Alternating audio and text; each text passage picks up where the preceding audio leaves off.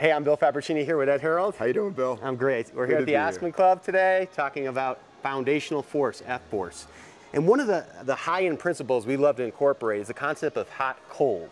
And this is really when we get to the highest levels of foundational force, these cross-reciprocal patterns that once we master them, we can get real explosive with them, where we can really drive force through the body with control.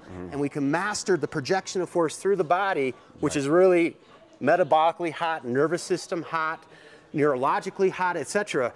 And combine that into patterns. You can see I'm exploding off my left hip, driving with my right hip flexor into a cool recovery breath exercise. Yeah, so most of the programs that we see out there are based in heat. It's based in adrenaline, cortisol, raising your heart rate. There really isn't any focus on moving that energy around, spreading the serotonin around, cooling the body down. Everything is always go, go, go, go. There isn't a lot of emphasis on repatterning and cooling coming out of the heating or the cortisol period. So I come out, I'm gonna go from this one, and Ed's gonna bring me into a cooling position.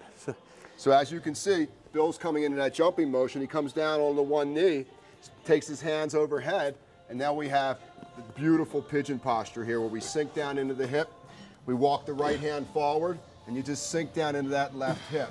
So we're activating the right hip flexor and the right quad, and now we're stretching it out from this whole chain that takes place from the sole of the right foot all the way up into the right shoulder. Yeah, so really think about that. Explosive contraction, we call this open chain movement on the right, explosive contraction, closed chain on the left, and then re-elongating everything out immediately after the pattern. Right.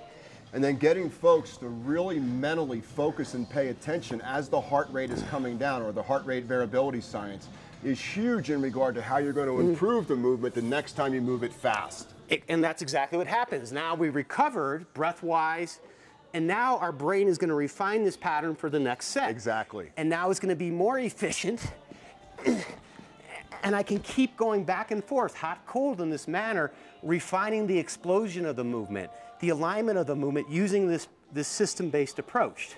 Right, and it's a much more balanced approach psychologically, because you're not just paying attention when the heart rate's going up and the movement's dynamic, you're also inviting the brain to pay attention when the heart rate's going down, when there's a lot of carbon dioxide and acidity in your bloodstream. And then you flood that with alkalinity and more oxygen, serotonin, and then get back into the movement again. It becomes a much more dynamic course. Yeah.